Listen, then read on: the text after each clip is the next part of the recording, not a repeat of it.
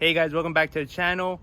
I'm filming this between part 6 and part 7 of the swap series, but this video is all going to be dedicated to the braking system and the dual diaphragm brake booster. I'll walk you guys through that, how to swap it into the Comanche, and how to delete the rear proportioning valve in the Comanche, and pretty much all the brackets and everything you need for this.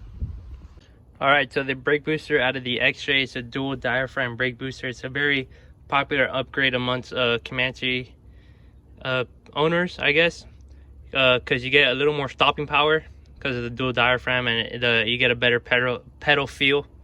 So pretty much to take it out, there's 4 15mm nuts on the inside. I already took them off, but there's one there, and then one on the and 2 on the other side.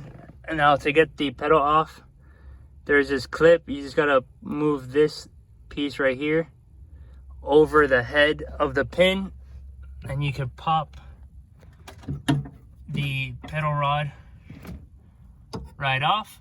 And now I gotta disconnect the lines that go to the distribution block, these 2 right here, so that I can just pull the whole brake booster out. Well, there she is. That's the brake booster right out of there. You see the 4 holes. I am still not sure if I'm gonna run that distribution block or the one out of the Comanche. I still have to see what I'm gonna do with that, but for right now I'm just gonna pop this in the Comanche and just kind of leave it there while I figure out which block and what lines I'm gonna run and all that good stuff. The brake boosters in the Comanche, the only thing that's left is to get the bracket that the brake switch mounts on. So the 4 bolts that hold the brake booster in hold this bracket in place also, but the last 2 are these 2 15mm bolts that I had to take out here. Once these are out, this whole bracket should just pop off, and then we'll transfer it over into the Comanche. So there's our bracket in all its glory. In here is where the clutch pedal will mount, so that'll work just fine. We're gonna move this over to the Comanche and get this bolted up. In the Comanche, the bracket here does require a little bit more disassembly, just because we have that clutch pedal in there. So we have to remove the clutch master and the same 2 15mm bolts that hold it up on top. As you can see, the 4 bolts that hold it against the brake booster are off already, or they haven't been installed. I just put in the brake booster. Here you have the 2 pedal assemblies. This is the one in my Comanche. This is the one out of the Cherokee right here. You can see they're pretty much the same. The only difference is my Comanche one has a longer bolt right here and has the clutch pedal. So what we're gonna do is undo this bolt that goes through here, take out the whole clutch pedal assembly right here, and just pop it in place right there. So I did run into a slight issue. I don't know if you could tell from right here. This is the Comanche brake pedal right here, and the XJ1 right here. As you can see, they're offset differently. I tried putting this one into the XJ bracket with the clutch pedal, but because of the offset, the clutch pedal and the brake are hitting each other when they cycle through. So I'm probably gonna have to keep the Comanche brake pedal just because it has the right offset. I just have to figure out how I'm gonna connect the brake booster to the rod. I'll probably just use a bolt and hold it in like that. They're in there with the proper offset. The only thing that's left to do is to throw this bracket right here, which the clutch master bolts into. We have it. This is the XJ pedal bracket assembly with the Comanche pedals. Only thing I have left to do is figure out, like I said before, how I'm gonna bolt the the brake booster to the brake pedal. But now with the proper offsets, it fits perfectly. I'm gonna bolt this back into the Comanche, and let's get after it. There you have it, the new bracket all installed. The bracket from the Cherokee, everything lines up well.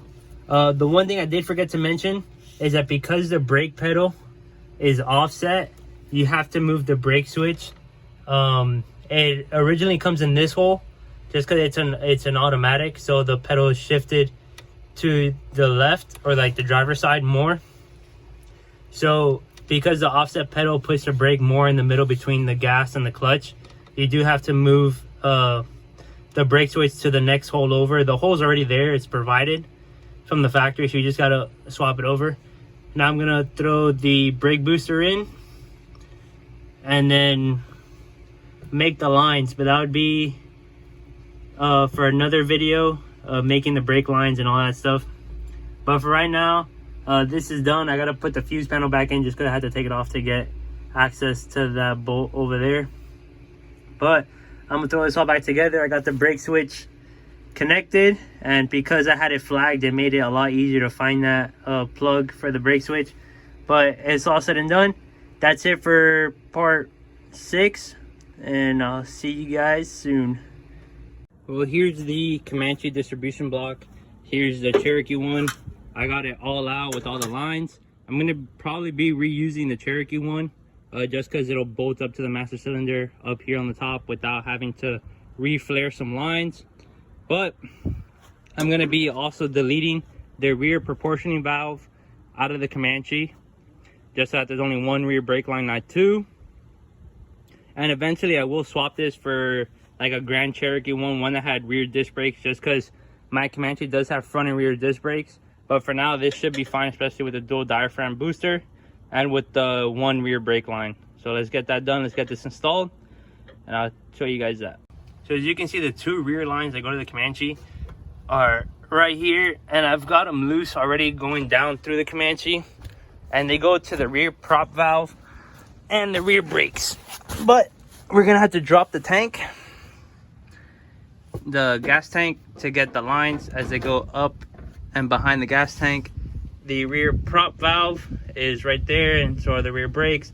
So we're gonna drop this tank, get those undone, and then we're gonna pull these lines, re-flare the one we're gonna use, and then reattach the line up there, run it back up to the front, and then attach the proportional valve, and the brakes will be done. But here you have, if you've never seen one, this is the Comanche load sensing prop valve. Mine didn't have the rod when I got mine, so I just kind of zip tied it in this position so it stays here.